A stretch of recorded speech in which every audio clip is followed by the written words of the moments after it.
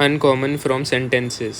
Return type है vector जिसके अंदर है स्ट्रिंग, और ये क्या ले रहा है, 2 स्ट्रिंग ले रहा है S1 और स्ट्रिंग S2। एग्जांपल देखते हैं। जैसे ये स्ट्रिंग है S1 और S2 और आउटपुट में एक वेक्टर है जिनके अंदर स्ट्रिंग है, ठीक है। तो करना क्या इसमें, this Apple is sweet, this Apple is सोर। तो हमें इसमें वो बतानी है जो वर्ड अनकॉमन है इसमें से और एग्जैक्टली 1 टाइम आ रहे हैं। अब जैसे इसमें दिस एप्पल इज़ और दिस एप्पल इज़, ये इन दोनों में 2 बार ही आ रहा है, लेकिन जो स्वीट है वो इसमें 1 बार ही आ रहा है और इसमें भी 1 ही बार आ रहा है। और ये भी होना चाहिए, जैसे स्वीट यहाँ पे है ना तो वो यहाँ नहीं आना चाहिए, और जो सॉर यहाँ पे है तो यहाँ नहीं आना चाहिए, तब वो होगा अनकॉमन।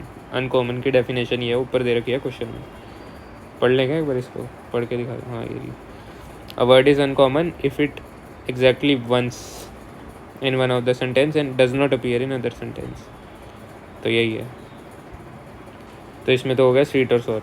अब जैसे इसमें एप्पल है वो इसमें तो आ रहा है लेकिन इसमें नहीं आ रहा, लेकिन इसका जो काउंट है वो 2 है, तो ये अनकॉमन नहीं है। ये बनाना है ना, ये एग्जैक्टली 1 टाइम आ रहा है और इसमें नहीं आ रहा, तो इसलिए ये अनकॉमन है, इसलिए रिटर्न करेंगे। तो अब देखते हैं इसको करेंगे कैसे। एक हमने अनऑर्डर्ड मैप बना लिया जिसके अंदर स्ट्रिंग होगा और इंट होगी। मैप में क्या होता है, की वैल्यू पेयर, यही होता है ना, की वैल्यू। तो ये हो गई स्ट्रिंग की और काउंट, मतलब स्ट्रिंग स्टोर होगी, और इंट मतलब उसका काउंट कि वो कितने टाइम आ रही है। और ये हम एक ही मैप बनाएंगे, दोनों स्ट्रिंग में देख लेंगे कि क्या क्या आ रहा है। तो एक बनाते हैं स्ट्रिंग स्ट्रीम SS1, इसमें हम भेज देंगे S1। स्ट्रिंग स्ट्रीम एक तरह से ऐसी है कि मतलब आसान बना देगी काम, जैसे सी इन सी आउट होते हैं ना स्ट्रीम, तो स्ट्रीम कुछ ऐसी होती है जिससे मतलब मेन इसका मतलब यही है कि हम एक्सट्रैक्ट कर लेंगे वर्ड बाय वर्ड, जैसे ये जो एक्सट्रैक्शन ऑपरेटर कहते हैं इसको। तो जो हमारा सेंटेंस होगा ना उसमें वर्ड बाय वर्ड हमें ये देता जाएगा टोकन्स की फॉर्म में। तो वही किया हमने, स्ट्रिंग स्ट्रीम बनाई है SS1, उसमें डाल दिया S1, फिर एक और स्ट्रिंग टोकन बनाया, इसको अभी एम्प्टी डाला है। अब हम क्या कर रहे हैं, SS1 से हर वर्ड निकाल रहे हैं, एक्सट्रैक्ट कर रहे हैं और उसको टोकन में डालते जा रहे हैं बारी बारी। और फिर टोकन को MP ऑफ टोकन, पहले तो उसको टोकन को यहाँ डालेंगे फिर उसका काउंट बढ़ाते जा रहे हैं। ऐसे ही सेम काम हम स्ट्रिंग 2 के लिए भी कर रहे हैं। स्ट्रिंग स्ट्रीम SS2 बनाई हमने, उसमें डाल दिया S2। अब SS2 से हम बारी बारी हर एक वर्ड एक्सट्रैक्ट कर रहे हैं, उसको टोकन में डाल रहे हैं, फिर टोकन को मैप में डाल रहे हैं और उसका काउंट बढ़ा रहे हैं। MP ऑफ टोकन से हम यहाँ पहुँचेंगे और उसका काउंट बढ़ाते जाएंगे जैसे जैसे वो मिलता जाएगा हमें, ठीक है। दोनों स्ट्रिंग से हमें मिलते जा रहे हैं वर्ड। फिर अब हम एक वेक्टर बना रहे हैं जिसके अंदर स्ट्रिंग, क्योंकि यही रिटर्न टाइप है ना इसका, वेक्टर जिसके अंदर स्ट्रिंग, तो ये तो हमें बनाना ही पड़ेगा बिना सोचे समझे, और लास्ट में इसको रिटर्न भी करना है। अब बस इस रिज़ल्ट को देखना हम कैसे करेंगे। For auto and IT in MP, IT मतलब आइटरेटर चला रहे हैं हम मैप में। अब ये IT का फर्स्ट पार्ट होगा, या IT का सेकेंड पार्ट होगा।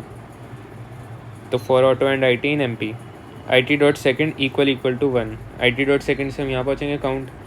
अगर हमें कुछ ऐसा मिल गया जो सिर्फ एग्जैक्टली 1 टाइम आया, यही तो क्वेश्चन की डिमांड है, तो बस हम उसको result dot pushback IT dot first मतलब स्ट्रिंग है, तो उसको बस रिजल्ट में डाल देंगे। ये अकॉर्डिंग टू द क्वेश्चन है कि उसका भाई जो काउंट है वो 1 होना चाहिए। फिर लास्ट में रिटर्न कर दिया रिजल्ट। तो ये तो आसान ही लग रहा है, देखते हैं इसको कोड करके देखते हैं। यहीं पे कर देते हैं इसको, छोटा सा ही तो है। तो इसमें क्या करना है अब हमें, सबसे पहले हमने बनाई अनऑर्डर्ड मैप बनाया था, अनऑर्डर्ड अंडरस्कोर मैप, जिसके अंदर क्या स्टोर है, पहला स्ट्रिंग कॉमा इंटीजर, नाम रखा था इसका MP।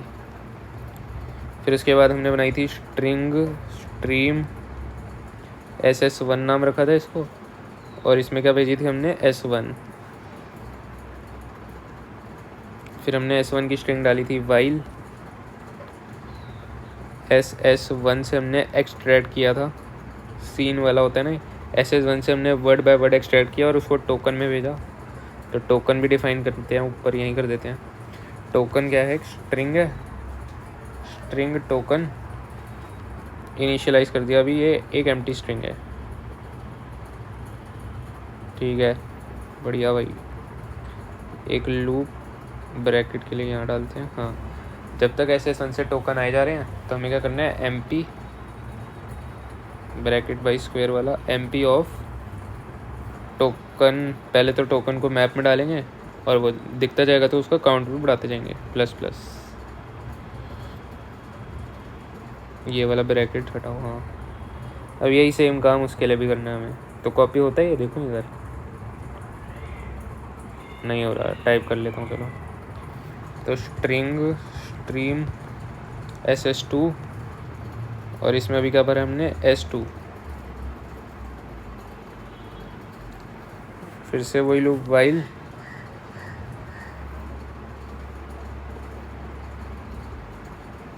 ये टोकन तो एक कॉमन ही रहेगा ना मेरे ख्याल से,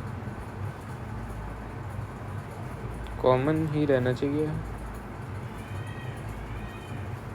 या हर बारी इसके अंदर डालना है, देख लूँगा चलो। वाइल SS2 में से हम टोकन में डालते जा रहे हैं, बट टोकन हमें क्या करना है, MP of token plus plus, ये हो गया। फिर उसके बाद मैप में हमें वो रिज़ल्ट बनाना ना, एक वेक्टर स्ट्रिंग, वेक्टर जिसके अंदर स्ट्रिंग है, नाम है इसका रिज़ल्ट, इसी को रिटर्न करेंगे। अब इस रिज़ल्ट को भरना है हमें for auto and IT in MP। Auto से अपने आप डिसाइड हो जाता है जो भी इसका डेटा टाइप होना है, हमें टेंशन लेने की ज़रूरत नहीं पड़ेगी फिर। तो अब बस हम वही जो क्वेश्चन में कंडीशन है, इफ़ IT डॉट सेकेंड में है ना count, if IT dot second equal to 1 है, तो हमें क्या करना है, result dot push underscore back, जो स्ट्रिंग है उसको डाल देना है, IT डॉट फर्स्ट में स्ट्रिंग है, IT डॉट फर्स्ट। ये फॉर लूप ख़त्म होगा। इसके बाद करना है रिटर्न रिज़ल्ट। बस एक ये डाउट है कि टोकन हमारा एक ही बार हो रहा है तो बार बार क्लियर होता जाएगा टोकन? हाँ, ओवरराइट हो जाएगा मेरे ख्याल से। देखता हूँ चला के इसको।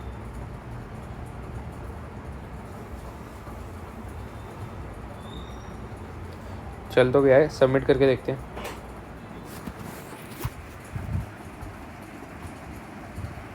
सबमिट भी हो गया।